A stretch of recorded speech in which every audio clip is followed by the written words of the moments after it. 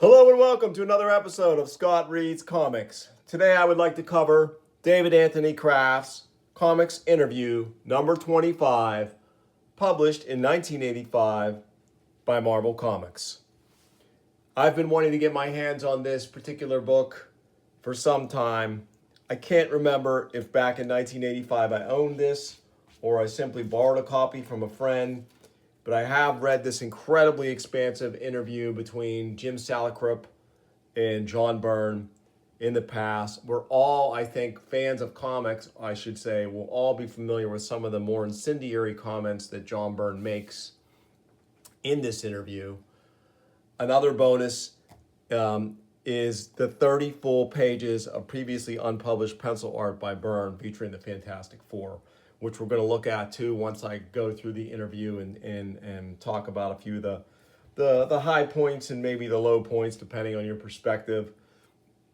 Another thing I want to add about this is the fact that I have this in front of me right now is a testament to eBay's Save a Search function and my exercising of a bit of patience, because if you do any looking on eBay for this right now, you're going to see copies of it for $60.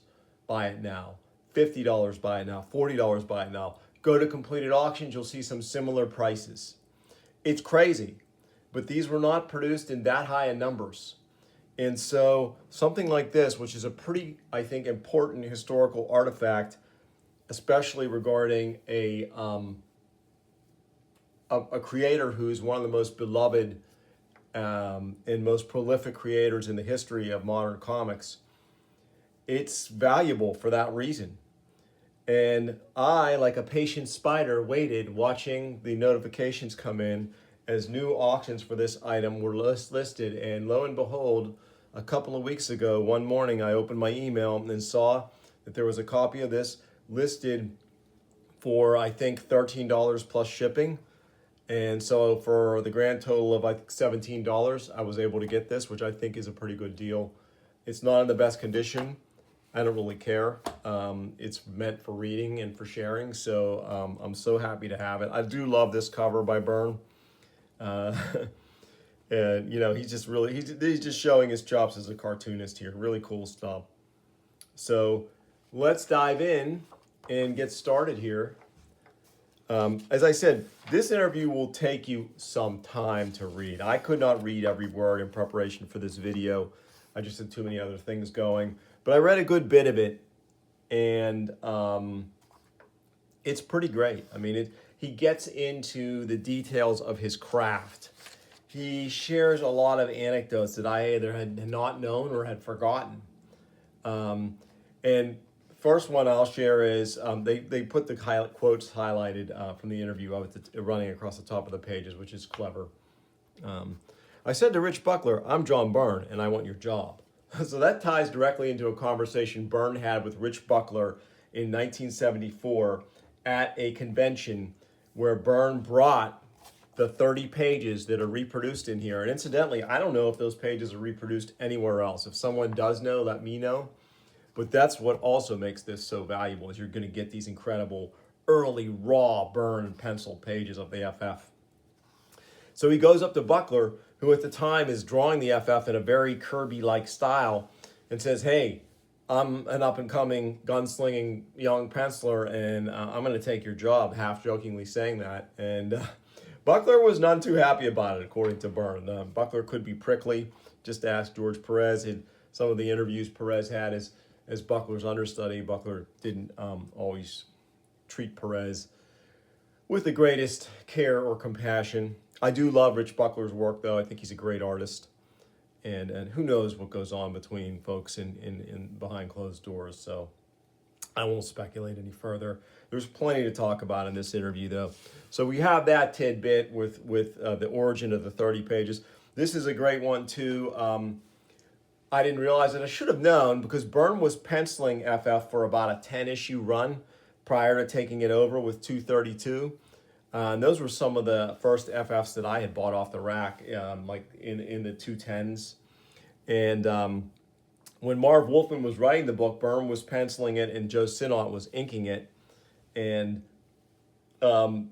Marv Wolfman asked Byrne to create a big rock guy to be Galactus's herald, so Byrne created Terrax the Tamer, or Tyros the Terrible. Incidentally, this interview is conducted by Jim Salicrup, who is a Marvel editor and pretty chummy with Byrne, so there aren't like a lot of hard-hitting questions or anything like that. It's not like, the most nail-biting journalism going on in here, but Salicrup asked good questions because he was on the inside as well and kind of knows a lot about the sausage-making process of getting a comic in 1985 out onto the stands. So it's nice to have the interplay between the two as the interview goes along. Byrne talks about how he was slowly getting away from his partnership with Claremont. He had grown out of it essentially because he felt like in working from Claremont's plots, Marvel method, he was doing a lot of the writing anyway. And this, of course, is one of his first writing credits, was Marvel 2-in-1 number 50, where the quote-unquote modern Ben Grimm meets the Ben Grimm of the past. So it was a thing versus thing issue, and it was really cool. Great fight scenes between the two things. And Byrne really kind of figuring out with that issue, hey, I can do this. And that's when he was, shortly after that, going to get the confidence to say, let me take over the Fantastic Four. Here he shares a little bit about his process, how he used to do detailed thumbnails or outlines for each story. Eventually he gets away from that and moves on to just kind of playing things a little more loose in the plotting. As he is the writer and artist, he's able to do that. And he talks about here, I made the Thing a tragic hero. He had turned into Fozzie over the years, so he meant Fozzie Bear. Byrne did revisit the whole, thing as the tragic hero. But that was so tiresome by that time anyway. I'm really not sure there was a whole lot of value in that. I did think it was cool when another failed attempt to transform him back resulted in him morphing back into his dinosaur hide type form, which it gave Byrne just a neat way to draw the Thing from, in a different way, which was cool. It didn't affect his powers or anything like that, just his overall appearance. But it was neat for a little while to see that. And Byrne talks about how when he worked on the X-Men, he was afraid to make changes. He also talks about how his art changes from X-Men to Fantastic Four. His process changes. He doesn't have Terry Austin inking him anymore, and he's inking himself for a while. And it's rough early on, and folks recognize that. But then he kind of develops during the middle period of his run from the late 240s through the 250s. He kind of really figures it out. And then later on in his run after that, his inks, he says in the interview, get a little bit stale. And that's when they bring on other inkers like Jerry Ordway, whom I love. I think Sinnott inks a few. The other interesting, there's so many interesting things. Another interesting thing that came out in the interview was that Joe Sinnott, they thought about bringing Joe Sinnott on with Byrne's first FF issue to ink him, but Byrne's pencils at the time were so complete that they felt like it would have been a waste of resources because Sinnott preferred to work from breakdowns. And Byrne's pencils were so complete, there wouldn't have been a lot Sinnott could do there. So they felt like Sinnott was better used elsewhere. And I think Sinnott had done so much FF over his long career that he was happy to do something else. And that reminds me, if I hadn't said it, another interesting anecdote, and this is filled with dozens of these kind of things, so worth seeking this out, is how Byrne got on the FF as writer-artist. He wanted on the book. He convinced Shooter that he should be on the book. So where did that leave current penciler Bill Sienkiewicz, who was doing some pretty great, almost Neil Adams-like work on the FF? He had been on there for 10 issues after Byrne's original departure. And so they just reassigned him. They summarily reassigned him to Moon Knight along with writer Doug Mensch. And Bill Sienkiewicz called Byrne, and he was pretty upset about it. He thought Byrne submarined him, but Byrne was like, hey, the decision was made at the administrative level, and I didn't make the decision. But ultimately, I think it really worked out well for everyone because Byrne had an epic run on FF that lasted years. And Sienkiewicz really was better suited to Moon Knight, especially when he was inked by Steve Mitchell. His style really grew, and he eventually became that, edgy, groundbreaking penciler that took over, the New Mutants with the Demon Bearer story in issue 18, and just sort of, in a way, changed the way comics could look. I wasn't always happy with it as a kid. I was kind of depressed because I loved the Sal Buscema look, the Tom Mandrake look that they had on New Mutants, but Bill Sienkiewicz was just a whole nother ball of wax, and it was really interesting. So, but here, displaced from FF to Moon Knight by John Byrne. Another great anecdote Byrne shares is the whole. He created the concept of the Doom bots, and the idea that stories that took place outside of his purview involving Doctor Doom could be explained away as just, oh, that was a Doom bot, because he felt like, especially in this characterization, and there may be some friction here between him and Claremont, that Doom would have never allowed Arcade to strike a match on his armor. And so there's a scene in FF where Doom confronts a Doom bot who says, and he says, "Why? How did you get this scratch on your armor?" And the Doom bot says, "Well, Arcade, put it there." And Doom just, it's a great panel. Doom just looks at the Doom bot, and the Doom bot explodes. So, interesting way for Byrne to sort of police his characters within the Marvel Universe. If I don't like it, it was a Doom bot. Here he says, "Everyone thinks I have a giant ego." Maybe not. You read enough of these interviews, you kind of get a sense that Byrne can be a little prickly. But he can also be self-effacing in another comment, right next to the one where he was maybe a bit egotistical. So very complex guy, very smart guy. He really knows comics. He's steeped in comics.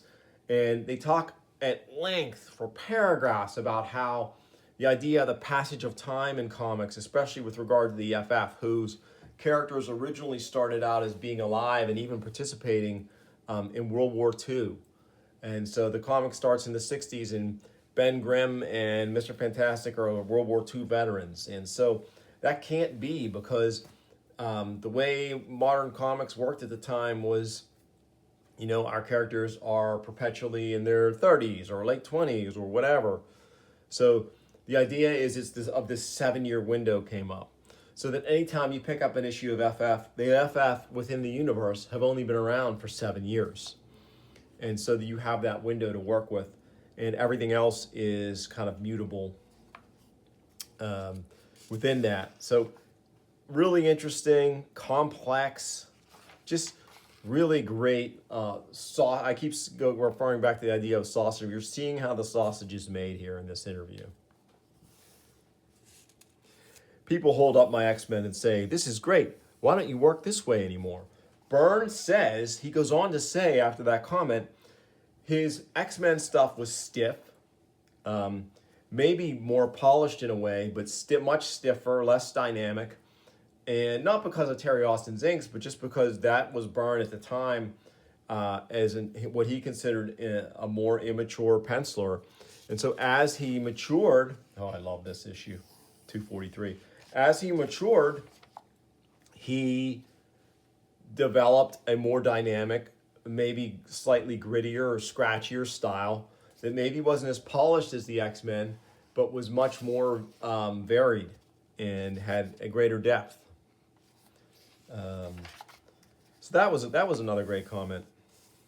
So this one here, I'm trying to figure out why I marked this. As I went through, I began marking pages to read certain things. Here he's, let me read this passage here.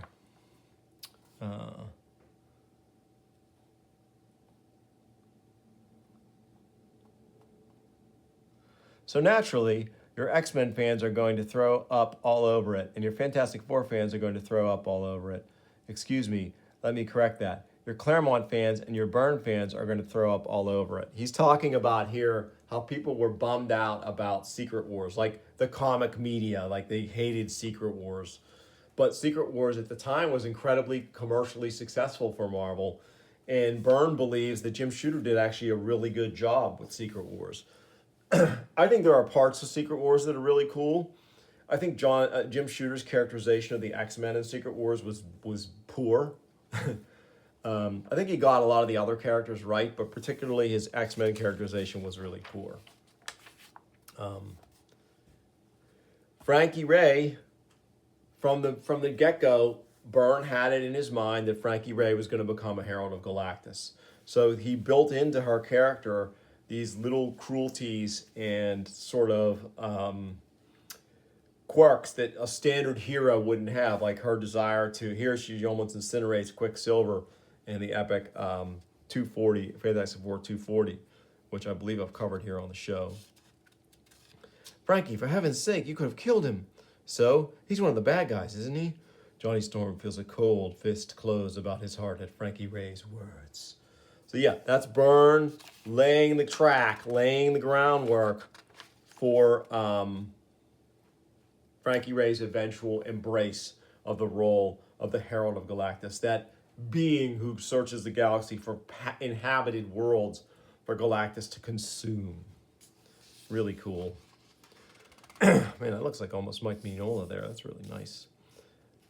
That's Frank Sirocco. That's why. Very cool. Byrne says here, never believe what you read on a cover. So true. Okay, I'm going to skip forward. I'm going to go through these pages after the interview so we're not too distracted.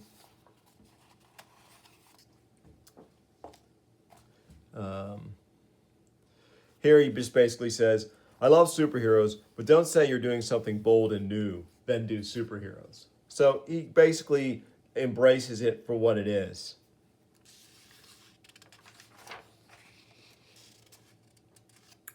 Here he says, on FF, I did 3 months of letter columns that were almost entirely fake letters. I never do that. Maybe he's joking, but that's pretty interesting. Talks about putting himself in the comics. Some really like incendiary statements. We're producing more garbage than Stan and Jack. Love this picture here of the potential Fantastic Five with Frankie Ray as another Human Torch.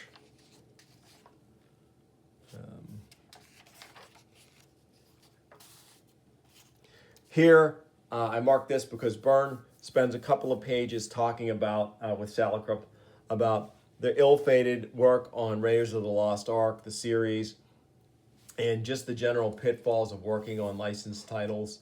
And it's funny, there's a couple times in this interview where he completely says something in the moment, probably sincerely, and of course, later on down the line, years later, he puts the lie to it. He says, I'll never be involved, in this interview, he says, I'll never be involved with a licensed product again. Well, he did a lot of work for Star Trek, writing mainly, but yeah, he did some pretty great Star Trek stuff. So later on down the line, a more mature Byrne obviously changes his mind. And there's some really great Indiana Jones stories in that Marvel run. I don't know if it went about 20 issues or so. Byrne, I think, writes the first 6, draws some covers. Terry Austin inks, and then I think actually pencils a story too, when you get to see a rare Terry Austin pencil appearance.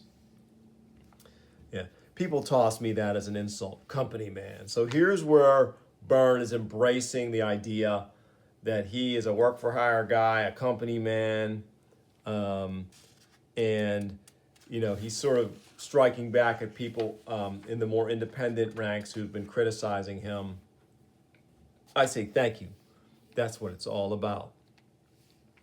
So Marty Pasco and Joe Staton's company man, among others, from First Comics, E-Man #3. So this is obviously Byrne here, and they are taking shots at Byrne. And this is one I actually did mark so that I could read, so I could share, because this gets at the meat of why people were so angry at Byrne after this came out. The noise that's happening now, an extension of this, is the whole business about the return of artwork. You mustn't sign the release that says that Marvel owns the artwork and is returning it to you out of the goodness of their heart. And yet, to me, what else is the situation? Marvel has bought the artwork. It's their characters. It's their stories. It's the equivalent, to me, of Michelangelo coming along a few weeks after the Sistine Chapel was finished, saying, well, I have to take it all down now. I have to take it back to my studio because it belongs to me. All you paid me for was one use of it. Marvel never, in any of my business dealings with Marvel, never misrepresented, never once. The whole point is, the point that I made is that if you look at the whole picture, the people who have been screwed by Marvel seem to have been the people who have made the loudest noise about how they were going to be screwed by Marvel. It's almost like the accused party commits the crime, because why not? I might as well, because I'm going to get roasted for it anyway.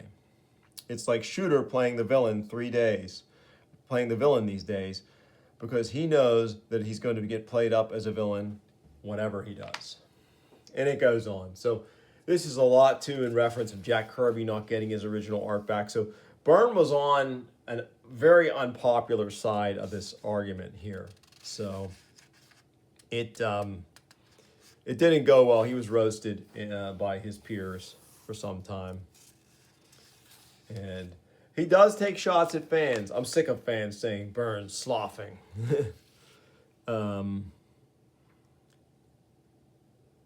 Yeah. Very cool. This is another famous one for you Alpha Flight fans. Alpha Flight were never created to have a book. So, and to me, again, as much as I love John Byrne's run on Alpha Flight, I have a level of ambivalence toward it, because I feel like that they never got to really be a super team. He sort of just started deconstructing them from the moment that the title began, with issue 2 and Marina disemboweling Puck and all the other stuff that went on. They were never together as a team very much. When they were, it was usually surrounded by some tragedy. The death of Guardian comes to mind, the fake return of Guardian, the death of Sasquatch in issue 23. I love that stuff. I bought it up as a kid, but I wish they would have had, 20 or 30 issues of just being kind of like the Canadian Avengers. That's kind of what I wanted. And I do understand that, it was Byrne's title to write and to guide and to deconstruct, and that's what he did.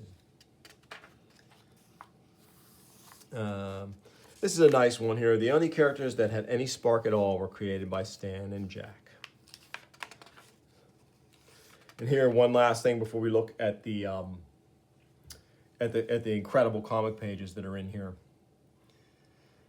Here he says, now remember, this is 1985. Every bit I was saying to my wife, here, let me read Jim Salicrup's comment that leads into this. Sounds good. American flag can drop by. But is it still a challenge? Are you still just as excited about the FF? Every bit.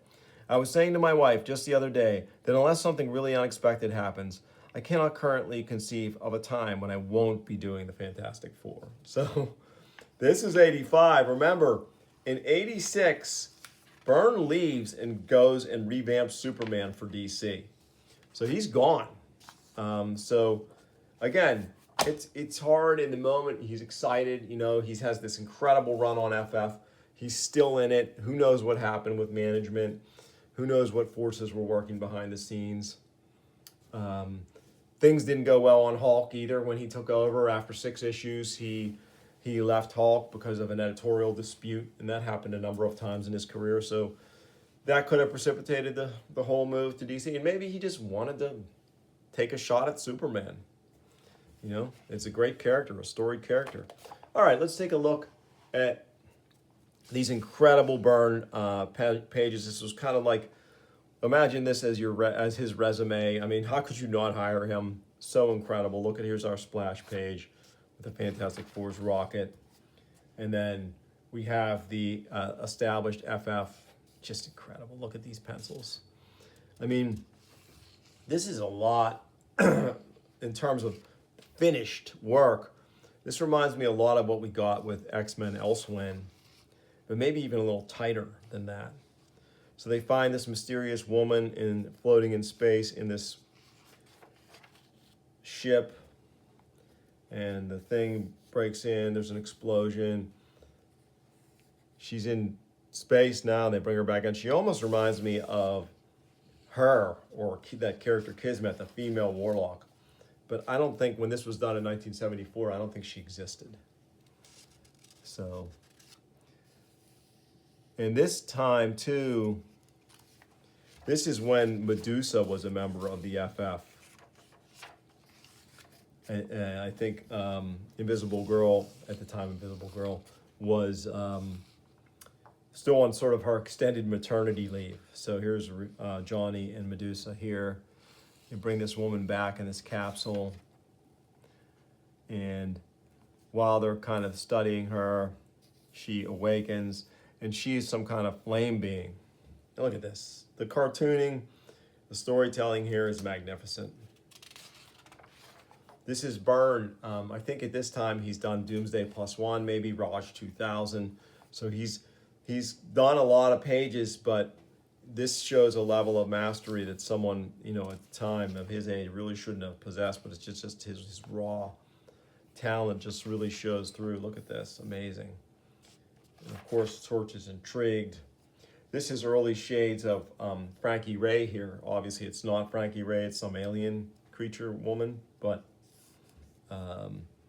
yeah, this is obviously Byrne had mined this to use later on, and Thing rescues the Torch. Great panel there. And this is, remember, Buckler is doing Fantastic Four in a faux Kirby style. And so this is what Byrne thinks Marvel wants. And so this is what he's bringing. Oh, Southern Knights, very underrated independent superhero comic. Really cool. I should grab some of these from the dollar bins and cover them because it was fun. So Torch pursuing her. They're going to duel. I love how he could create doubles of himself, triples, whatever, to bamboozle her, to fool her. And as she's falling, the Thing traps her in this bubble, and she burns up all the oxygen in it and knocks herself out. Here's Medusa again. Reed, of course, figuring it out. And we see here some tie-in to the High Evolutionary. It's hard to say without the dialogue where they're going with all this. But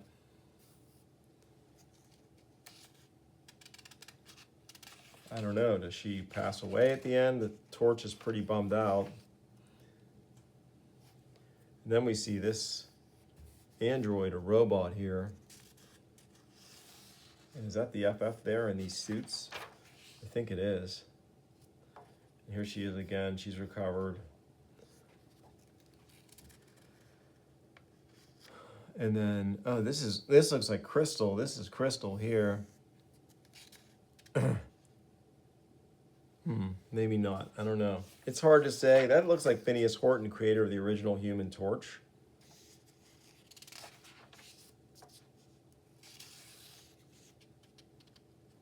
But really awesome. I wonder who owns these pages, if Byrne still has them, if they've ever been published somewhere else.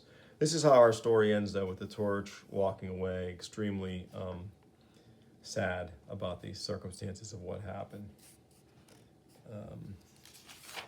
Yeah, it'd be great to, if you know in the comments, let me know what the ultimate, where those pages are, who has them. So yeah, that was David Anthony Kraft's Comics Interview number 25, an epic interview with John Byrne, controversial, really worth tracking this down if you can find it.